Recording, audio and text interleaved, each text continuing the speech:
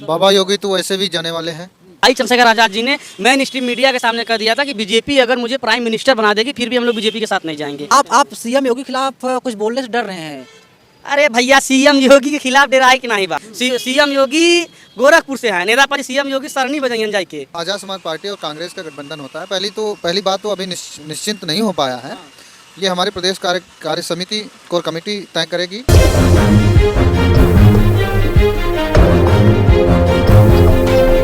Party के बाहर मौजूद हूं। कहा जा रहा है कि कांग्रेस पार्टी और आज़ाद समाज पार्टी यानी कि चंद्रशेखर रावण की पार्टी में गठबंधन होने जा रहा है। बताया जा रहा है कि 50 सीटों पर बात चल रही है, लेकिन कांग्रेस पार्टी 25 सीट देने पर राजी है। लेकिन अभी गठबंधन पर पूरी तरीके से मुहर नहीं लगा है। ना तो कांग्रेस की तरफ से अभी ऐसी कोई बात कही जा रही है, लेकिन ना आज़ाद समाज पार्टी की तरफ से बात कही जा रही है। लेकिन जो अंदर तहखाने में लगातार बात चल रही है। मैं आज़ाद समाज पार्टी के बाहर हूँ, यहाँ पर कुछ कार्यकर्ता मौजूद हैं, हम इनसे बात करते हैं। ये जो गठबंधन की बात कही जा रही है, अगर गठबंधन हो जाता है तो सीएम चेहरा कौन होगा और कितना फ़ायदा होगा? सबसे पहले आपको जय भीम। आज हम लोग प्रदेश कार्यालय में उपस्थित हैं क्योंकि गठबंधन की जो बातें चल रही हैं, अभी गठबंधन किसी से हुआ नहीं है।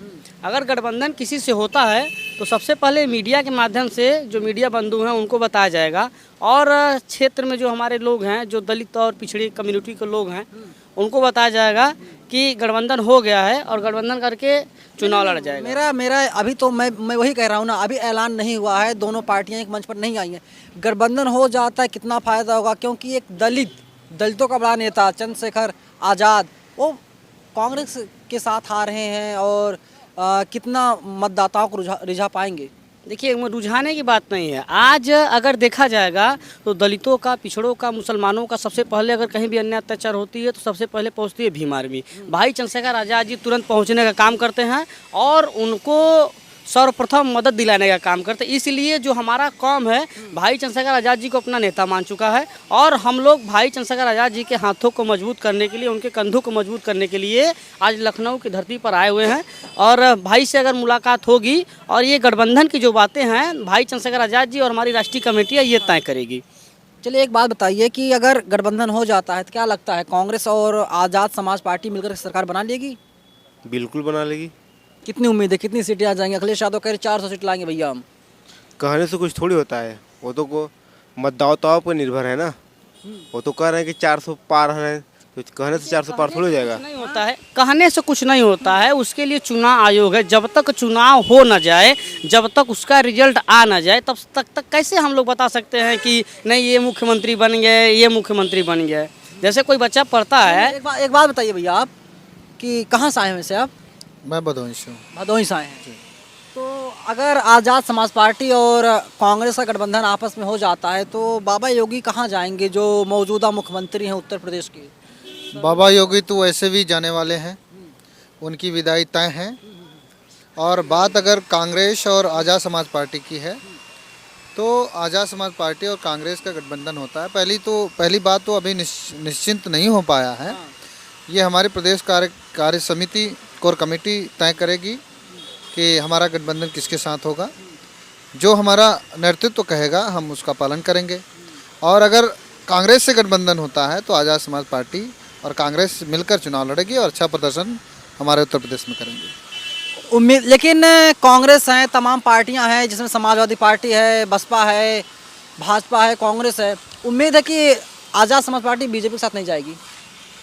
बीजेपी के साथ कतई नहीं, बीजेपी के साथ कतई नहीं जाएगी। भाई चंद्रशेखर आज़ाद जी ने मेन स्ट्रीम मीडिया के सामने कर दिया था कि बीजेपी अगर मुझे प्राइम मिनिस्टर बना देगी फिर भी हम लोग बीजेपी के साथ नहीं जाएंगे, क्योंकि बीजेपी से जो बहुजनों का उद्धार होने वाला है वह नहीं होने वाला है। मिर्जापुर की धरती पर आज एक मौर्य समाज की बेटी के साथ रेप हुआ, उसको मार दिया गया, लेकिन ये स्टूल मंत्री पहुंचे तक नहीं वहाँ पे। स्टूल मंत्री कौन? अरे स्टूल मंत्री पूरी मीडिया जानते हैं, जिनको कि मंच पर बैठाने के बाद केशव प्रसाद मौर्य की बात कर रहे हैं? बिल्कुल केशव प्रसाद मौर्य की मैं बात कर रहा हूँ। उनको भाजपा सम्मान नहीं देती है, उनको जूता भिगो कर मारने का काम करती है, उनको स्टूल पर बैठाती है। क्या बात करते हैं भाई साहब? अरे हकीकत बात करते हैं। हजारों वीडियो, हजारों फोटो वायरल हो रहे हैं, आप ही लोगों के द्वारा वायरल हो रहे हैं, हम लोग देख रहे हैं।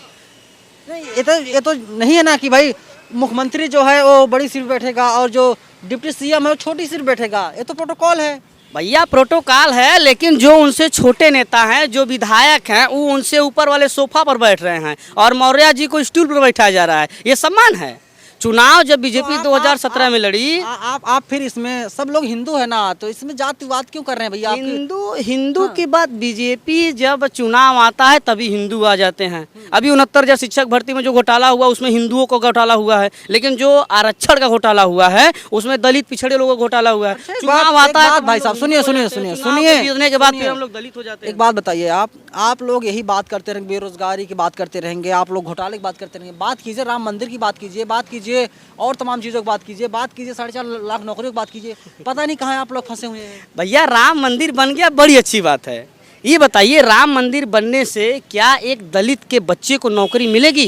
क्या एक पिछड़े के बच्चों को वहाँ पर नौकरी मिलेगी? वहाँ पर बैठेगा कौन? चंदा कौन लगाएगा? पंडित जी। वहाँ कटोरा लेकर तो बैठेगा दलित बच्चा ना। तो हम लोग कटोरा लेने वाले नहीं है ना, हम लोग अपने हक अधिकार को छीनने वाले हैं। हम लोग कटोरा लेकर वहाँ बैठने वाले नहीं हैं। यहाँ तक पढ़ाई करे हैं, पढ़ाई करने के बाद अभी बेरोजगार घूम रहे हैं, अभी तक नौकरी नहीं दे पा रही है सरकार। एक बात बताइए कि जो है आप लोग यही बात करते रहेंगे, बेरोजगारी की बात करते रहेंगे, आप लोग घोटाले की बात करते रहेंगे। बात कीजिए राम मंदिर की, बात कीजिए और तमाम चीज़ों की बात कीजिए, 4.5 लाख नौकरियों की बात कीजिए। पता नहीं कहाँ आप लोग फंसे हुए हैं। भैया राम मंदिर बन गया, बड़ी अच्छी बात है। ये बताइए, राम मंदिर बनने से क्या एक दलित के बच्चे को नौकरी मिलेगी? क्या एक पिछड़े के बच्चों को वहाँ पर नौकरी मिलेगी? वहाँ पर बैठेगा कौन? चंदा कौन लगाएगा? पंडित जी। वहाँ कटोरा लेकर तो बैठेगा दलित बच्चा ना। तो हम लोग कटोरा लेने वाले नहीं है ना, हम लोग अपने हक अधिकार को छीनने वाले हैं। हम लोग कटोरा लेकर वहाँ बैठने वाले नहीं हैं। यहाँ तक पढ़ाई करे हैं, पढ़ाई करने के बाद अभी बेरोजगार घूम रहे हैं, अभी तक नौकरी नहीं दे पा रही है सरकार। एक बात बताइए कि जो है ये जो गठबंधन की बात कही जा रही है, अगर गठबंधन हो जाता है सबसे ज़्यादा नुकसान किस पार्टी को होगा? देखिए, हम लोग नुकसान नहीं देखते हैं। हम लोग भाई चंद्रशेखर आज़ाद जी को इस देश का हुक्मरान बनाना चाहते हैं, क्योंकि भाई चंद्रशेखर मंत्री, वो समझ लीजिए, प्रधानमंत्री बनाना चाहते हैं। भाई चंद्रशेखर आज़ाद जी को इस देश के सर्वोच्च गद्दी पर बैठाना चाहते हैं, क्योंकि वही भारत के एक ऐसे इकलौते नेता हैं कि कहीं भी पूरे भारत के अंदर कहीं भी अन्याय अत्याचार होती है तो सबसे पहले भीम आर्मी पहुँचती है। अगर वो अभी ऐसे पहुँच रहे हैं, अगर उनको उस गद्दी पर बैठा दिया जाएगा तो जो हमारा देश पूर्वोत्तर में सोने की चिड़िया थी, उस दौरान सोने की चिड़िया फिर से हमारा देश हो जाएगा। अगर भाई चंद्रशेखर आज़ाद आप सीएम योगी के खिलाफ कुछ बोलने से डर रहे हैं? अरे भैया, सीएम योगी के खिलाफ डराए कि नहीं बा? देखा, हम लोग पूर्वांचल से है, सीएम योगी गोरखपुर से है। नेदा पर सीएम योगी सरनी बजाइन जाए के फिर से गोरखपुर में ये कुछ करिए नहीं, एदा पर इनका विदाई तय बा। अरे कहा 5 साल तो सीएम रह चुके हैं। 5 साल सीएम रह चुका है, अच्छी बात है, लेकिन इस बार इनकी विदाई 100% तय है। इस बार इनका 100% विदाई तय है। इस बार ये जाएंगे गोरखपुर सरनी बजाएंगे। अरे कहा है, वो तो कह रहे हैं कि भैया जहाँ से उनकी पार्टी चुनाव लड़ा देगी तहाँ चुनाव लड़ जाएंगे और जीत जाएंगे, विधायक बन जाएंगे। भाई चंद्रशेखर आज़ाद जी ने सबसे पहले उनसे कह दिया था कि आप जहाँ चुनाव लड़ेंगे अभी तक वहीं से हम भी चुनाव लड़ेंगे, लेकिन अभी तक मुख्यमंत्री जी ने ये घोषणा नहीं किया कि भैया हम यहाँ से चुनाव लड़ेंगे। आप सीएम योगी के खिलाफ कुछ बोलने से डर रहे हैं? अरे भैया, सीएम योगी के खिलाफ डराए कि नहीं बा? देखा, हम लोग पूर्वांचल से है, सीएम योगी गोरखपुर से है। नेदा पर सीएम योगी सरनी बजाइन जाए के फिर से गोरखपुर में ये कुछ करिए नहीं, एदा पर इनका विदाई तय बा। अरे कहा है 5 साल तो सीएम रह चुके हैं। 5 साल सीएम रह चुका है, अच्छी बात है, लेकिन इस बार इनकी विदाई 100% तय है।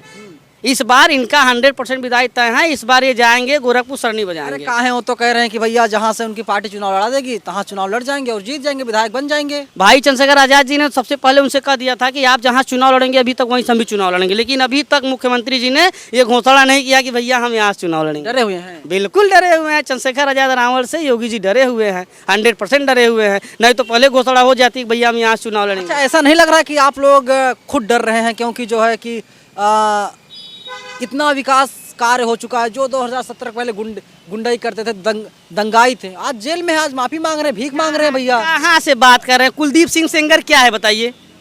कुलदीप सिंह सेंगर क्या है? उसके घर पे बोल रहे हैं। अपवाद स्वरूप छोड़ दीजिए, आप कुलदीप सेंगर और टेनी को छोड़ दीजिए, तीसरे का नाम बताइए। अरे तीसरे का क्या ना बताए? तीसरे टेनी की क्यों छोड़ दे भाई? क्या वो नहीं है? अपवाद स्वरूप हो जाती है चीजें। अपवाद कैसे? अभी देखिए, किसानों के ऊपर टेनी का लड़का आशीष मिश्रा ने गाड़ी चलवाया, सारे लोग जानते हैं। जो इनकी एजेंसियां हैं उन्होंने भी खुलासा किया, लेकिन अभी तक बीजेपी वाले उनको बर्खास्त तक नहीं। मेरा आखिरी सवाल आपसे यही है कि अगर गठबंधन हो जाता है तो कितनी सीटें कांग्रेस और आज़ाद समाज पार्टी मिलकर लाएंगे?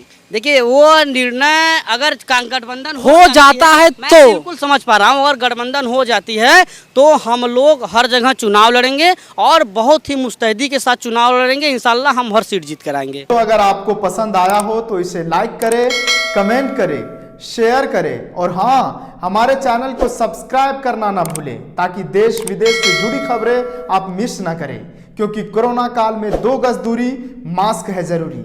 नमस्कार।